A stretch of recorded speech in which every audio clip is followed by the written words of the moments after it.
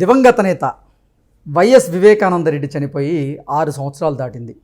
ఈ 6 సంవత్సరాలుగా ఆయన కుమార్తె సునీతారెడ్డి న్యాయం కోసం పోరాటం చేస్తున్నప్పటికీ ఈ 6 సంవత్సరాల్లో ఆవిడికి న్యాయం దక్కిందే లేదు. పైగా ఈ కేసుకు సంబంధించినటువంటి విచారణ పూర్తి చేశాము అంటూ కూడా సిబిఐ అధికారులు ఒక నివేదికనైతే సుప్రీంకోర్టుకి ఇవ్వడం జరిగింది. ఇప్పుడు ఈ బాల్ సుప్రీంకోర్టులో ఉన్నటువంటి నేపథ్యంలో అసలు సునీతారెడ్డి మదిలో ఎన్నో ప్రశ్నలు ఉన్నాయి, కానీ ఆ ప్రశ్నలకు సమాధానం ఇచ్చేవారు కరువయ్యారు అనేటువంటి వార్తలు వస్తున్న నేపథ్యంలో ఆ ప్రశ్నలు ఏంటి, అసలు సునీతారెడ్డి గారి ప్రాబ్లం ఎవరు సాల్వ్ చేయగలరు అనేది మనం పూర్తి స్థాయిలో విశ్లేషణ చేసుకుందాం. ప్రస్తుతం మనతో పాటున్నారు ప్రముఖ రాజకీయ విశ్లేషకులు శ్రీలీల గారు, వారితో మాట్లాడదాం. శ్రీలీల గారు నమస్తే అండి. నమస్తే అండి. వైఎస్ వివేకానందరెడ్డి హత్య కేసులో వైఎస్ సునీతారెడ్డికి ఆమె మనసులో ఎన్నో ప్రశ్నలు ఉన్నాయి, కానీ ఆ ప్రశ్నలకి సమాధానం ఇచ్చేది ఎవరు అనేటువంటి వార్తలు వస్తున్నాయి. దీని మీద మీ విశ్లేషణ ఏంటి? ఎదుకూరి సంధింటి వారి ఆడపడుచు ఆవేదన. నిజంగా చెప్పుకోవాలంటే ఇక్కడ చాలా మనసు కదిలించి వేస్తుంది ప్రతి ఒక్కరిని. ఏ తలుపు తట్టకుండా ఉందో ఆవిడ చెప్పండి. ఇప్పటి వరకు ఎన్నిసార్లు కోర్టు మెట్లు ఎక్కారు, ఎన్నిసార్లు పోలీస్ స్టేషన్ మెట్లు ఎక్కారు, ఎన్ని విధాలుగా. మరి సొంత పెదనాన్న కొడుకు జగన్మోహన్ రెడ్డి అధికారంలో ఉండి నేను గనక ఈ కేసుకి న్యాయం చేయకపోతే మనకి ఇంకా గౌరవం అనేది లేదు అనేది కూడా మాట్లాడాడు. చాలా కథలు చెప్పాడు. తర్వాత అసలు ఫోన్ తీయటమే మానేశాడు, మాట్లాడటం మానేశాడు. కానీ దీని మీద సిబిఐ విచారణ చేయాలని చెప్పి కోరింది జగన్మోహన్ రెడ్డి. తర్వాత ఆ సిబిఐ విచారణ జరిపితే అవినాష్ రెడ్డి వైఎస్ఆర్సీపీ పార్టీ నుంచి వెళ్ళిపోతాడని చెప్పింది జగన్మోహన్ రెడ్డి. అప్పుడు కథ అడ్డం తిరిగింది. ఇక్కడ కథ అడ్డం తిరిగి అసలు విషయం ఆవిడకి తేట తెల్లలేదు. అంటే లేటుగా తెలిసింది ఎవరు దొంగలు ఎవరు దొరలు అని. సునీతారెడ్డి గారికి కొద్దిగా ఆలస్యం అని ఒక స్టోరీ ఉండిద్ది. ఆ విధంగా ఒక మోరల్ వాల్యూ కథ ఒకటి ఉంటుంది. ఆ విధంగా ఈవిడకు కూడా కొద్దిగా ఆలస్యంగా అసలు దొంగలు దొరలు ఎవరు అనేది తెలిసి ఈ రోజున ఒక లేఖ అయితే ఆవిడ రాయటం, దాంట్లో ఆవిడ చెప్పిన విషయాలు ఏదైతే ఉన్నాయో నిజంగా ఆడపిల్ల జీవితంలో కన్న తండ్రిని పోగొట్టుకొని 6 సంవత్సరాలుగా, ఒకటి కాదు 2 రోజులు కాదు, అది మనం చూస్తూ ఉన్నాం, సంవత్సరాలే గడిచిపోయినాయి. దానితో పాటు దాంట్లో ఉన్న సాక్షులు అనుమానాస్పదంగా మరణించటం, ఇంతకంటే ఘోరం మనం ఎక్కడ చూసిండం. ఒక పరిటాల రవి గారి హత్య విషయంలో చూసాం, ఆ తర్వాత మళ్ళీ ఇక్కడ రిపీట్ అవుతుంది. అంటే దానికి దీనికి కూడా లింక్ ఉందని చెప్పి ప్రజలు మాట్లాడుకుంటున్న విషయాలు ఇన్ని విధాలుగా ఉంటే అసలు ఆయన ఎలా చంపబడ్డారు విన్నాం, ఏ విధంగా గొడ్డలు కొనుక్కొచ్చారని విన్నాం, ఎన్ని లక్షల రూపాయలు మాట్లాడుకున్నారని విన్నాం, అప్రూవ్గా మారిన దస్తగిరి ఏం చెప్పాడని విన్నాం. ఇన్ని రకాలు తెలిసినా కూడా మరి గతంలో సిబిఐలో ఏదైతే తెలంగాణ సిబిఐ కోర్టులో జడ్జి గారు ముందు స్వయంగా చెప్పిన విషయాలు ఏంటంటే అవినాష్ రెడ్డి జగన్మోహన్ రెడ్డి ఫోన్ సంభాషణ, అది కూడా ఆ రోజున అక్కడ దాఖలు చేయడం జరిగింది. అవన్నీ కూడా ఉన్నాయి అక్కడ. అయినా సరే ఎందుకు వీళ్ళని మీరు బయట తిరగనిస్తున్నారు?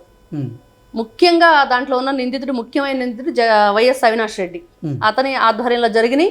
మరి తన తండ్రిని చంపేస్తారన్న విషయం జగన్మోహన్ రెడ్డికి ముందే తెలుసు. చనిపోక ముందే ఆయన చంపేస్తారన్న విషయం తెలుసు. మరి ఏం నాటకం ఆడాడు? బాబాయ్ ఇంకా లేడు అని చెప్పేసి అక్కడ ఏదో మీటింగ్ జరుగుతుందని వాళ్ళకి చెప్పినట్లుగా మరి ఆయన కాలు గడప దాటితే చాలు విమానం హెలికాప్టర్ ఎక్కే మనిషి మరి by road Hyderabad to Pulivendula ఎందుకు వెళ్ళాడు? ఎందుకు ఇంత నాటకం ఆడాడు? మరి ఆ కారు డ్రైవ్ చేసిన డ్రైవర్ ఎవరైతే ఉన్నారో ఆయన కూడా ఎందుకు అనుమానాస్పదంగా మరణించాడు? ఎంత ఘోరం, ఎంత ఘోరం. ఈ రోజును చూస్తే పాపం సునీతారెడ్డి గారి ఆవేదన, కన్న తండ్రి జయంతి అని, అక్కడికి జయంతి అని లేకపోతే రక్షాబంధన్ అని తన కన్న తల్లితో ఉండటానికి రావటానికి కూడా ఆవిడ చాలా బాధపడుతూ బిక్క చచ్చిపోయి అమ్మ రావద్దమ్మా భయంతో ప్రైవేట్ సెక్యూరిటీని ఏర్పాటు చేసుకుని వెళ్ళారు. అవును, అదే జరిగింది. నువ్వు రావద్దమ్మా ఇక్కడికి, నేను చంపేస్తారు, తండ్రిని కూడా పోగొట్టుకున్నాం కదా, ఒక్కగానొక్క కూతురు అని ఆ తల్లికి ఆ వయసులో అదొక బాధ. మరి ఆవిడ ప్రైవేట్ సెక్యూరిటీని అరేంజ్ చేసుకుని ఆవిడ వచ్చాక ఈ విషయాలు ఇవన్నీ కూడా అసలు ఆవిడ్ని ఎవరి పేర్లు తీసుకొచ్చి నీ తండ్రి కారణం వీళ్ళేనని చెప్పేసి మనం సంతకాలు చేయాలని చెప్పి కోరారని చెప్పి కూడా మరి ఆవిడ చెప్పారు. ఇన్ని విధాలుగా అసలు అవినాష్ రెడ్డి మా ఇంటి ముందు ఆడుకున్న పిల్లోడు, చిన్న పిల్లోడు, ఆ చిన్న పిల్లోడు ఇంత పెద్ద పని చేశాడంటే మేము నమ్మలేకపోయాం. ఇంత ఘోరంగానా? మీరు ఎవ్వరికి కూడా మా ఏదో అంటారు కదండి, మా హిస్టరీలోనే లేదని ఒక డైలాగ్ లాగా జగన్మోహన్ రెడ్డి హిస్టరీలోనే లేనిది ఏంటంటే మహిళల్ని గౌరవించటం, ఆడపిల్లలకి భద్రత లేకపోవటం, ఆడవాళ్ళని ఏ విధంగా మనం ఇంటి ఆడపిల్లలకే ఈ రోజున దిక్కు లేదు. ఇంకా రాష్ట్ర మహిళల పరిస్థితి ఏంటి? ఒకవైపు షర్మిల గారు, ఇంకొక వైపు సునీత గారు, ఇంకొక వైపు కన్నతల్లి విజయలక్ష్మి గారు. నీకు అసలు ఓటేయకుండా నీ కన్నతల్లి ఎందుకు వెళ్ళిపోయింది? ఒక్క మాటకు సమాధానం చెప్పమనండి జగన్మోహన్ రెడ్డిని. ఇంత ఘోరంగా మీరు అన్ని పనులు చేసేసి ఏం తెలియనట్లు నిజంగా. అందుకనే ప్రజలు అంటున్నారు జగన్మోహన్ రెడ్డి డైపర్ బేబీ, ఇతనేమో అమూల్ బేబీ అవినాష్ రెడ్డి అని. ఇద్దరు కూడా ఏం తెలియనట్లు. ఆ రోజు చూస్తే అస్సలు ఆ నటన, వివేకానంద రెడ్డి గారి బాడీ దగ్గర అందరూ వచ్చి కూడా ఎవరు ఆవేదనలో వాళ్ళు ఉంటే వీళ్ళిద్దరూ అస్సలు ఒకడు చిక్కడు ఒకడు దొరకడు అన్నట్లుగా వీళ్ళ నటనా ప్రావీణ్యం అసలు వీళ్ళకి ఆస్కార్ ఇవ్వాలా, ఇంకేదైనా కొత్త అవార్డు ఏదైనా కనిపెట్టి ఇవ్వాలా అన్నట్లుగా ఉంది. మరి చిరంజీవి, బాలకృష్ణ, నాగార్జున, వెంకటేష్ వీళ్ళందరూ కూడా దిగదుడుపు అన్నట్లుగా ఆ రోజు నటించారు. ఇంత ఘోరంగా వీళ్ళు చేసి ఈ రోజున ఆడపిల్ల 6 సంవత్సరాలుగా పోరాడుతుంటే ఎక్కడ న్యాయం జరగని పరిస్థితి.